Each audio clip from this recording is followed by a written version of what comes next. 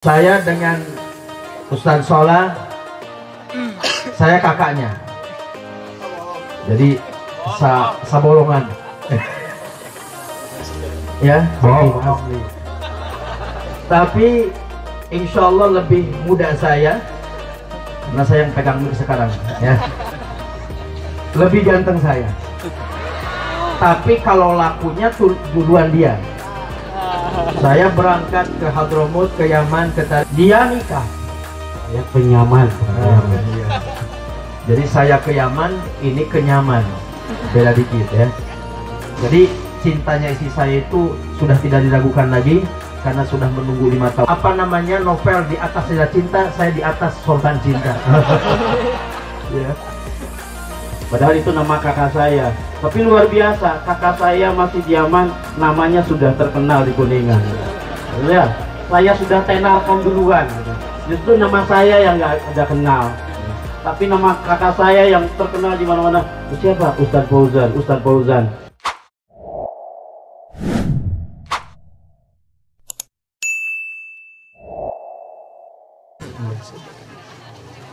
Assalamualaikum warahmatullahi wabarakatuh.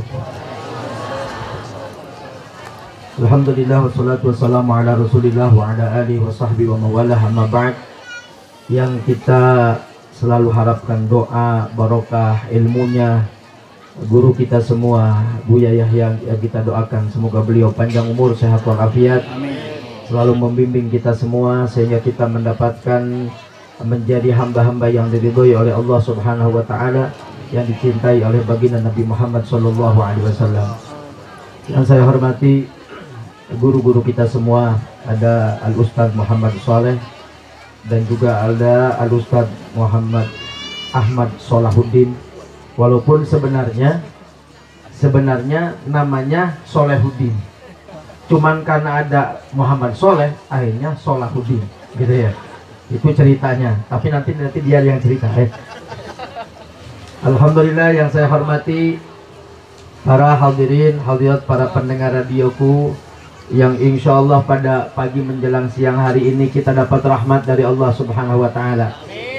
Terbukti pada hari ini cuaca panas tidak, hujan tidak. Ini menunjukkan bahwa Allah menurunkan rahmat di tempat ini, sehingga ibu-ibu yang gak kebagian tenda merasa tetap adem. Alhamdulillah, itu menunjukkan rahmat Allah Subhanahu wa taala turun pada pagi hari ini kepada kita semua. Alhamdulillah, saya bersama Ustaz Muhammad Soleh sama sih sebenarnya 1908, tapi ujungnya yang beda. Cuman saya nggak enak nyebutin karena saya lebih tua. Umur boleh lebih tua, tapi wajah di antara 3 orang saya yang paling muda. Betul? Jujur aja, jujur Bu, betul nggak? Saya dengan Ustaz Solah, saya kakaknya. Jadi sabolongan. Ya, asli. Tapi insya Allah lebih muda saya, karena saya yang pegang mic sekarang. Ya, lebih ganteng saya. Tapi kalau lakunya duluan dia. Saya berangkat ke Hadramut, ke Yaman, ke Tarim. Insya Allah Ustaz Muhammad Soleh bentar lagi akan berangkat sana. Mohon maaf saat saya duluan ya. Dia nikah. Saya penyaman. Iya. Jadi saya ke Yaman, ini ke Nyaman. Beda dikit ya. Alhamdulillah, saya lahir di satu kampung banget di timur juga. Kalau beliau Jawa Timur, kalau saya di timur Kuningan Timur. Ya, Kunti. Nanti ada Karang Junti lagi. Di desa, di kampung namanya Jaga Syara. Jaga itu menjaga, syara itu syariat. Jadi jaga syara, menjaga syariat. Sekarang di Cilimus adalah ciri lingkungan muslim. Ya. Bukan buah limus ya.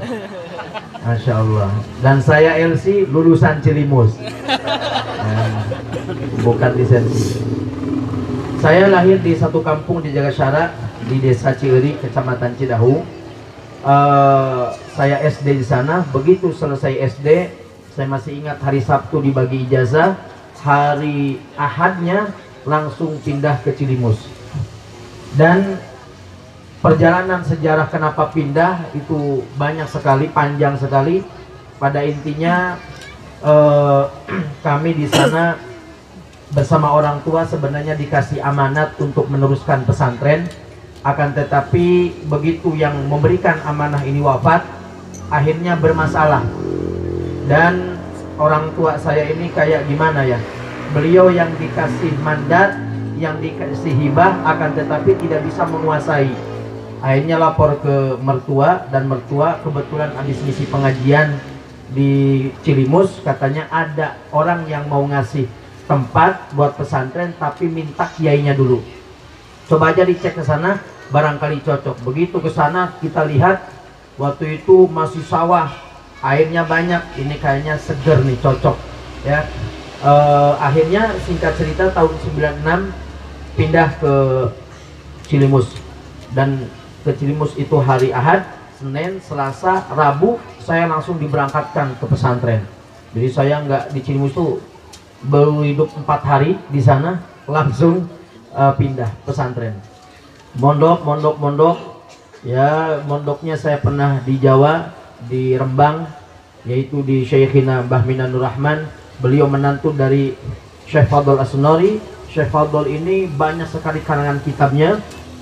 Beliau adalah salah satu murid daripada Basyim Asy'ari yang ada di kota Jombang. Jadi saya dan beliau, kalau beliau lahirnya di Jombang, kalau saya sanad keilmuan sampai ke Jombang. Jadi sama-sama, Ustaz.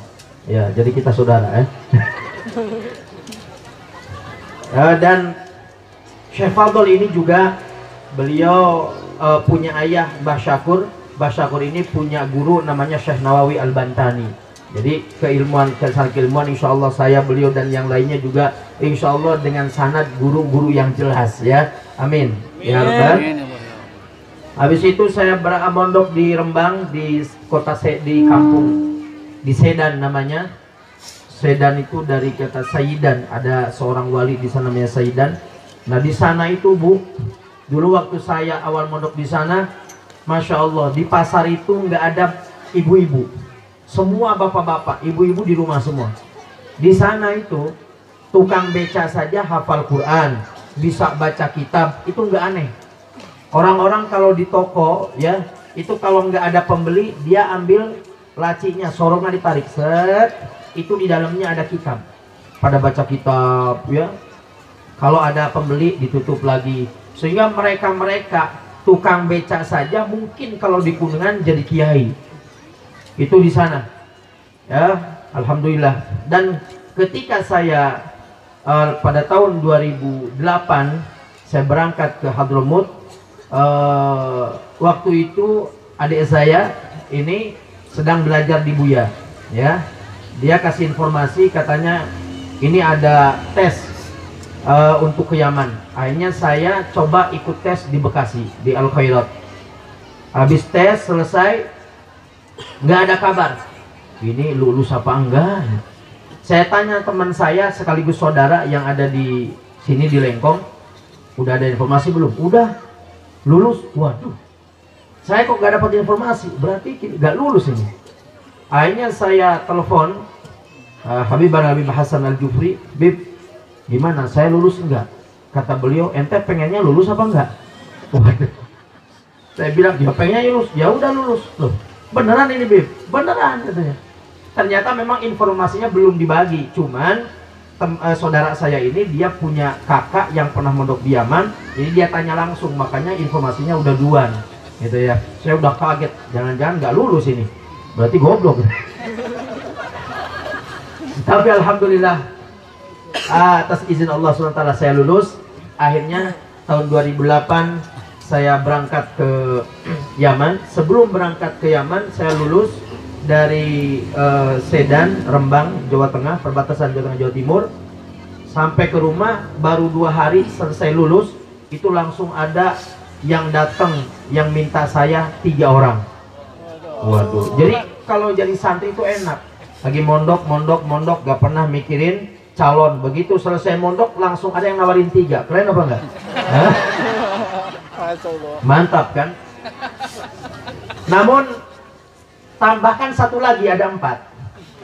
Nah, cuman yang satu ini hasil rekomendasi dari adik saya juga. Dari yang lain-lain, ternyata ada udang di balik batu. Jadi dia merekomendasikan biar cepet dapet, dianya mau kawin duluan. Ya. Akhirnya atas pertimbangan-pertimbangan saya milih salah satunya. Namun setelah itu saya berangkat ke Yaman, saya tinggalin dan saya uji kecintaannya selama 5 tahun. Ya. Tapi saya sudah janji kalau dia sampai, saya bilang saya menghitbah dia, tapi saya bilang kalau pengen menikah duluan silahkan. Tapi saya janji dalam hati kalau dia nikah duluan, saya akan cari orang Yaman biar panas dia. Nah, gitu. Iya, kalau menunjukkan kalau saya ini laki-laki laku di Yaman gitu ya. Cuman alhamdulillah menunggu selama 5 tahun, luar biasa. Jadi cintanya istri saya itu sudah tidak diragukan lagi karena sudah menunggu 5 tahun. Dan dia kasih sorban saya waktu mau berangkat, kenang-kenangan. Sehingga setiap kali ujian saya bawa tuh sorban. Kalau ada apa namanya novel di atas sejarah cinta, saya di atas sorban cinta. Ya. Jadi tiap kali ujian saya bawa. Kenapa? Saya harus lulus, soalnya ada yang nunggu, kasihan. Harus begitu. Itu buat motivasi aja ya. Seperti itu.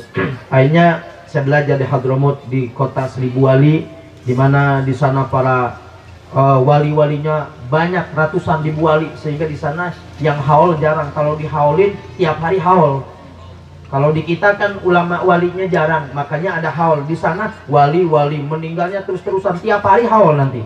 Ya, maka kota 1000 wali, kota yang masya Allah luar biasa. Insya Allah kita walaupun yang tidak sempat ke sana, akan tetapi sanad keilmuan kita sambung ke sana.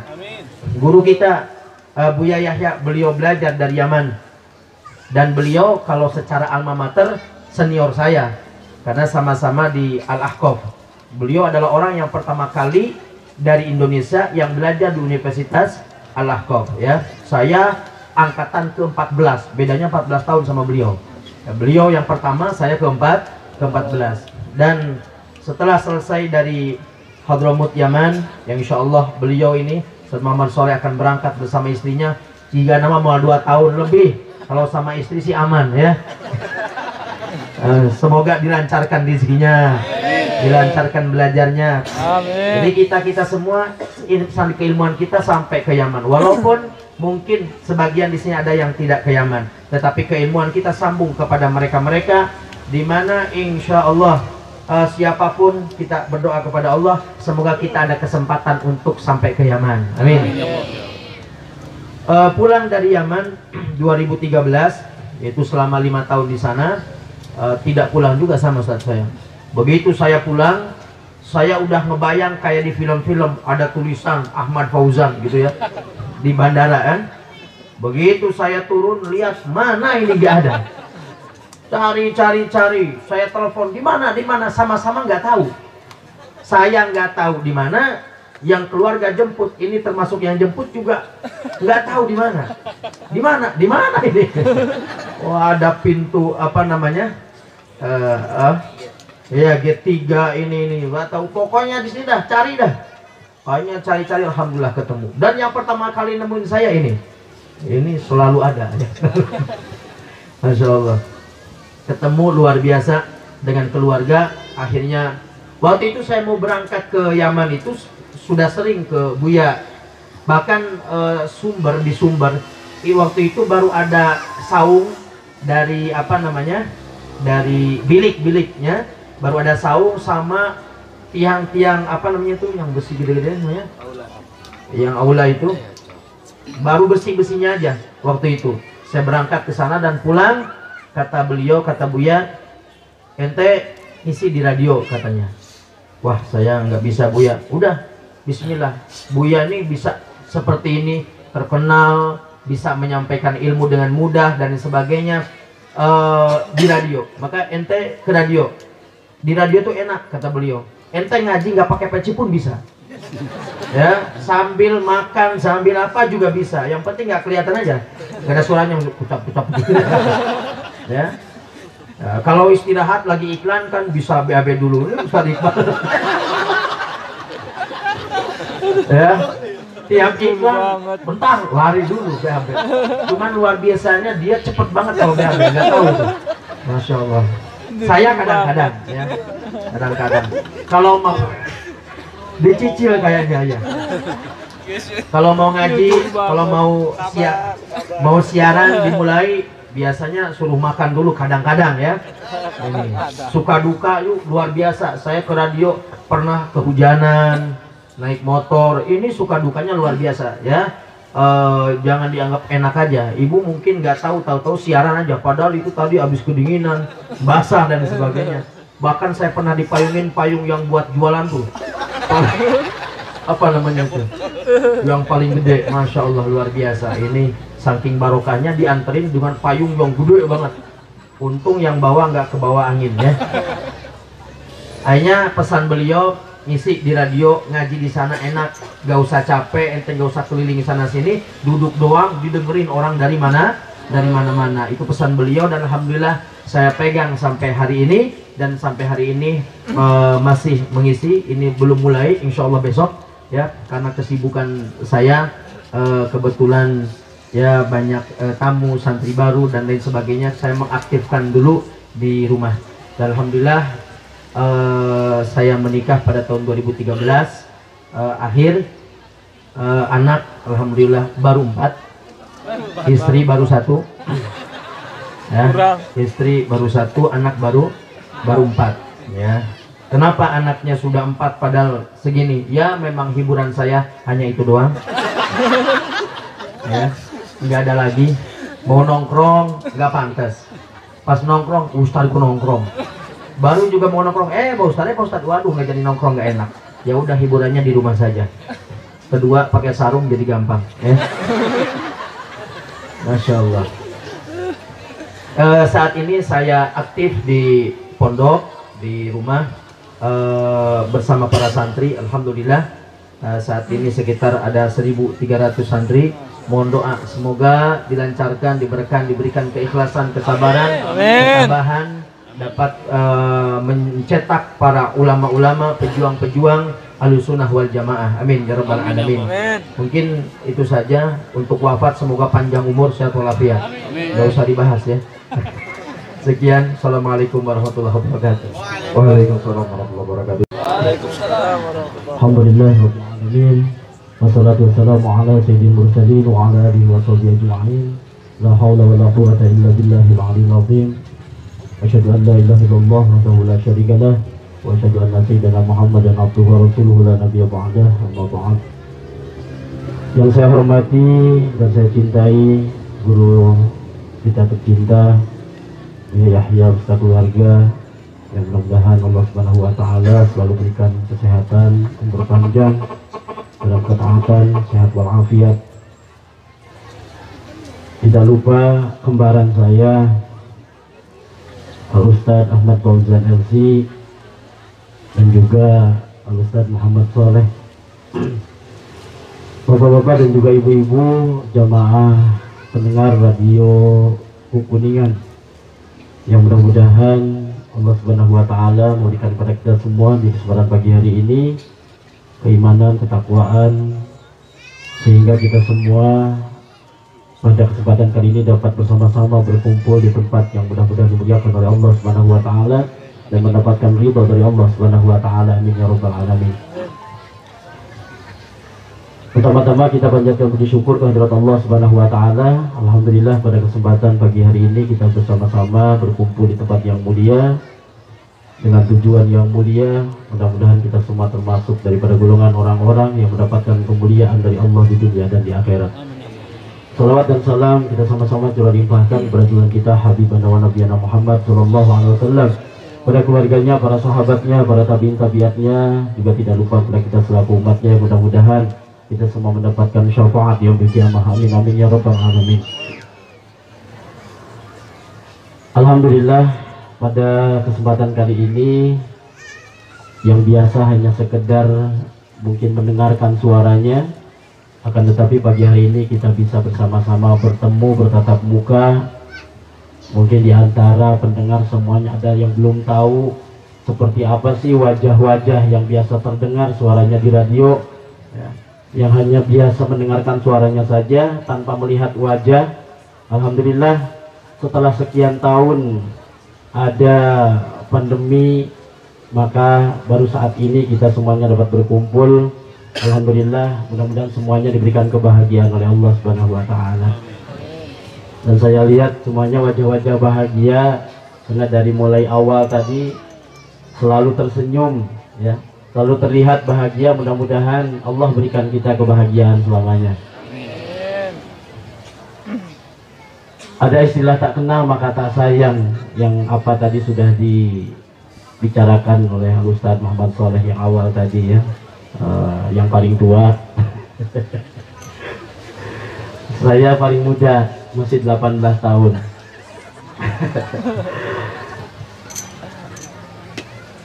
Nama saya Ahmad Solehudin, lahir sama 1908-nya sama ya. Namun saya paling muda, 1987, beda 1 tahun saja. Tua siapa kan? Oh. 1987 ya. Kalau berbicara masalah tempat lahir, tadi sudah dibicarakan sama kakak saya ya, karena sama-sama lahir dari tempat yang sama ya, terlahir dari seorang ibu yang sama gitu.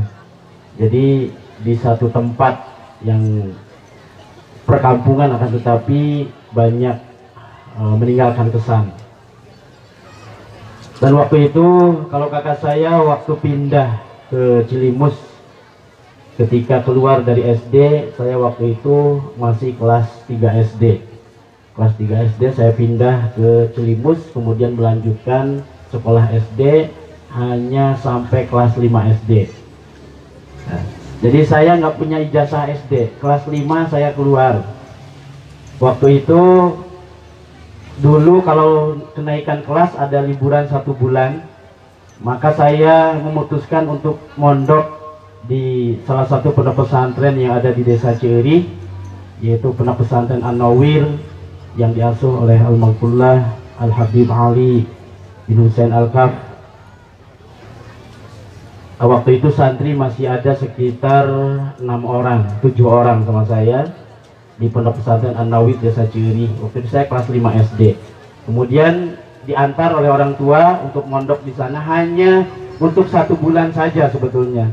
Untuk mengisi liburan saya pengen belajar mondok gitu. Akhirnya diberangkatkan, dititipkan di sana. Namun ketika liburan sudah selesai, kemudian saya dijemput sama orang tua, saya bilang saya nggak mau neruskan sekolah. Saya pengen mondok, saya sudah betah, sudah enak tinggal di pesantren. Tanggung 1 tahun lagi, enggak, saya nggak mau pulang, tetap pengen melanjutkan di pesantren. Akhirnya saya tetap ada di pesantren tersebut dan tidak melanjutkan untuk sekolah SD. Ya, mungkin sekitar 2 atau 3 tahun, dan setelah itu saya menyusul kakak saya di pesantren At-Taroki di Rembang, Jawa Tengah, yang tadi sudah diceritakan di Syekh Minanur Rahman. Saya ikut nyusul ke pondok pesantren tersebut untuk melanjutkan belajar. Nah, akhirnya namun hanya 2 atau 3 tahun waktu itu, walaupun satu pesantren di tempat yang sama, tapi tidak atau jarang ngobrol atau bertemu dengan orang tua saya, jadi berantem terus gitu. Jadi kalau ngobrol itu sebulan sekali. Jadi kalau dapat kiriman, saya dipanggil, nih ada kiriman dari orang tua, udah selesai. Setelah itu kayak nggak kenal udah. Akhirnya saya memutuskan waktu itu ya dengan banyak hal ya. Sebetulnya kalau masalah pesantren, saya waktu itu di pesantren itu paling nakal, paling bandel ya. Jadi setiap saat dapat takjiran dari guru, sehingga akhirnya saya memutuskan untuk pulang. Dan waktu itu saya pindah, jadi pindah-pindah 2 tahun 3 tahun pindah, 2 tahun 3 tahun pindah. Sempat menghafal Quran juga, alhamdulillah, di pondok pesantren Darul Furqan di Kota Kudus. Dan setelah itu terakhir akhirnya saya memutuskan untuk ikut di Buya. Kebetulan waktu itu masih ada 3 orang dan Buya masih ngontrak di Karangjalak, belum punya pondok ya. Nah, sekitar tahun 2005 kalau nggak salah, saya ikut bersama beliau, ikut perjuangan dakwah beliau, ikut memperjuangkan yang namanya Al-Bahjah. Alhamdulillah dari mulai awal membuat yayasan Al-Bahjah, alhamdulillah saya ikut bersama beliau sekitar tahun 2005. Masih ada 3 orang dan 4 orang santri sama saya, dan setiap malam saya selalu diajak sama Buya, dan saya yang megang jadwal pertama alhamdulillah waktu itu untuk dakwah Buya. Dan akhirnya setiap malam jam 12 saya selalu diajak dari Karangjalak menuju ke Sumber. Waktu itu saya selalu diajak sholat hajat di galengan sawah itu, sholat hajat, kemudian Buya doa, saya pengen punya pondok di sini. Setiap malam kita pulang ceramah selalu mampir ke situ, kemudian sholat hajat, berdoa, dan alhamdulillah doanya beliau dikabulkan oleh Allah, sehingga sampai saat ini berdirilah Yayasan Al-Bahjah Pusat yang sangat luar biasa.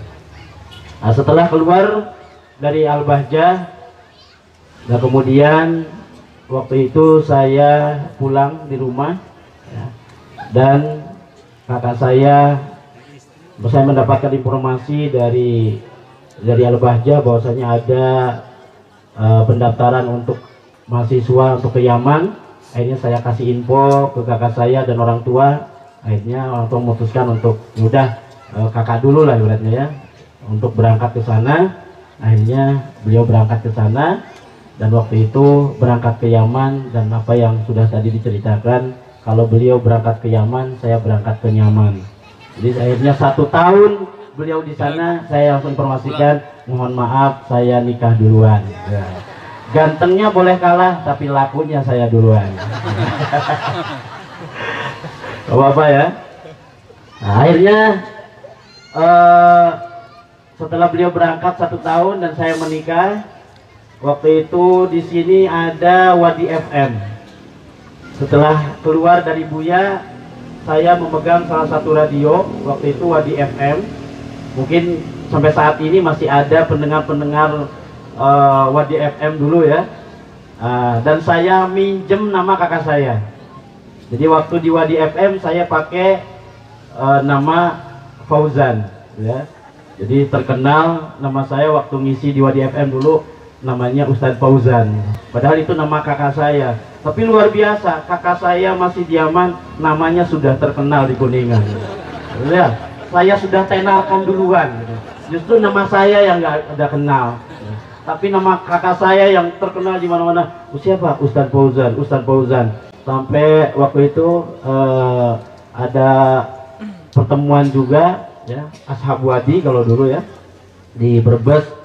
Ya itulah terkenalnya siapa? Ustadz Fauzan. Gak ada yang tahu nama asli saya siapa gitu.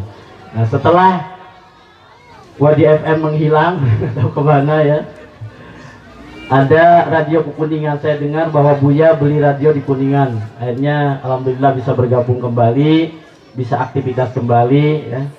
Jadi dulu aktif di Wadi FM, alhamdulillah sekarang bisa melanjutkan untuk pendengar yang sama. Kayaknya banyak pendengar-pendengar Wadi FM yang kemudian sekarang ada di radio Kuningan. Alhamdulillah bisa bersambung ya, untuk selalu bersilaturahim, yang mudah-mudahan silaturahim kita bukan hanya di dunia, akan tetapi sampai di akhirat kita bisa bersama-sama bertemu dengan baginda Nabi Muhammad SAW di surganya Allah Subhanahu wa taala. Amin amin ya rabbal alamin. Dan banyak kenangan bersama guru kami Buya Yahya waktu itu, karena saya belum bisa nyupir mobil. Jadi kalau Buya ceramah itu saya selalu ada di sampingnya dengan pakaian yang sama, sama-sama pakai sorban, sama pakai imamah, sama pakai jubah. Nah, kalau datang ke tempat acara, saya turun dari mobil, maka saya yang disambut dengan hadroh. Buya lagi parkir mobil, saya disambut tolol. Saya bilang Buyanya itu yang lagi parkir mobil. Karena saya yang turun duluan, harusnya kan Buya dulu turun, ya saya yang nyupirin. Karena saya nggak bisa nyupir, jadi Buya nyupir sendiri. Setiap acara pasti seperti itu. Saya turun, saya disambut oleh panitia dengan tolaal, Buyanya masih lagi parkir mobil. Jadi banyak sekali kenangan dengan beliau, insya Allah. Alhamdulillah bisa makan satu piring berdua, masih banyak pengalaman-pengalaman yang indah bersama guru kami yang yaitu dulu. Kalau lebaran, uminya pulang, saya ditahan sama Buya. Kamu jangan pulang, temenin Buya di sini. Akhirnya masak bareng, Buya yang masak nasi, saya masak sayur, makan bareng satu piring berdua. Masya Allah, barokah. Mudah-mudahan beliau bisa membawa kita semua menuju kepada surga Allah Subhanahu Wa Taala, bisa membimbing kita semua untuk kehidupan kita yang lebih baik, untuk kehidupan kita yang bisa menjadi manusia yang mulia di hadapan manusia dan mulia di hadapan Allah Subhanahu wa Ta'ala. Alhamdulillah saat ini saya memegang tidak berbarengan dengan keluarga, saya memisahkan diri dari keluarga, bikin pondok pesantren sendiri, mendapat tanah wakaf di Desa Wanayasa, dan di situ dari mulai tahun 2007 ya saya hijrah ke Desa Wanayasa Beber. Dan setelah itu banyak anak-anak yang ngaji. Kenapa saya nikah duluan? Ini ada sebabnya ya. Bukan sebetulnya bukan karena laku duluan, bukan. Tapi terpaksa. Ya, karena waktu saya umur 22 tahun, ketika hijrah ke Desa Wanayasa, banyak anak-anak yang ngaji. Waktu itu yang umurannya sudah SMP SMA lah. Ada perempuan-perempuan yang sudah dewasa. Sehingga saya masih bujangan, takut. Ya. Saya ngajar anak-anak SMA, SMP, sedangkan umur saya masih 22 tahun, masih bujangan. Jadi saya takut ada fitnah dan sebagainya macam. Akhirnya saya memutuskan untuk nikah muda. Jadi umur 22 tahun saya sudah menikah. Alhamdulillah sekarang sudah dapat 5 anak. Karena saingan terus sama kakak saya. Saya nggak mau kalah karena saya nikah duluan. Kalau anaknya kalah sama kakak saya nggak mau. Jadi dan kakak saya juga sama, nggak mau kalah sama adiknya. Masa adiknya udah 4 tadinya ya, terus juga akhirnya nyusul 4. Sekarang saya dapat 5, beliau mau nyusul lagi, saya 6 berarti. Jadi lomba banyak-banyak anak, banyak anak banyak rezeki, banyak barokah ya. Jadi lagi saingan anak, saingan banyak-banyakan anak. Banyak-banyakan istri belum? Nggak tahu berani atau enggak, nggak tahu. Nanti saya duluan. Alhamdulillah ya. Kemudian alhamdulillah saat ini juga saya dapat wakaf lagi di Desa Sedong, dan sudah berdiri pondok pesantren dari salah satu jenderal. Alhamdulillah, mudah-mudahan Allah kasih kemudahan ya. Allah kirim orang-orang dan juga anak-anak yang pengen belajar ilmu agama di tempat tersebut, dan juga para pejuang-pejuang Allah mudahkan dan Allah kirim orang-orang yang siap untuk membantu perjuangan dakwah. Dan juga sama ada majlis-majlis kecil juga setiap malam Ahad ya. Kami keliling ke musola-musola, ikuti jejak Buya waktu dulu ya. Buya Yahya waktu dulu itu setiap malam keliling, kadang-kadang satu hari bisa 12 tempat. Jadi Masya Allah perjuangan beliau. Dan beliau kalau seandainya ada musola yang nggak punya dana, beliau yang kasih dana, beliau yang kirim tenda, beliau yang bayarin sound systemnya, beliau yang kirim snacknya. Dan saya waktu itu yang membayari daripada musola-musola yang dikunjungi sama beliau. Jadi beliau itu tidak mengharapkan bayaran. Dari mulai dulu dakwahnya beliau itu luar biasa. Selalu membawa modal sendiri, apa seperti MSR ya. Di sini majelis MSR ya, majelis sholawat radio ya. Itu tadi sudah dijelaskan sama Kang Randi juga. Barangkali yang punya dananya, kami bawa sound systemnya, bahkan kami bawa snacknya sendiri. Beliau Buya waktu itu seperti itu perjuangan dakwahnya. Saya saksinya ya, seperti apa perjuangan dakwah beliau. Sehingga Masya Allah sekarang namanya sudah dikenal di mana-mana. Ya, mudah-mudahan kita semua bisa mengikuti daripada jejak beliau. Amin ya robbal alamin. Mungkin itu saja. Terima kasih, mohon maaf atas segala kekurangan. Bila ada kata-kata yang salah, ilmu kalam, wabillahi taufiq wal hidayah. Assalamualaikum warahmatullahi wabarakatuh.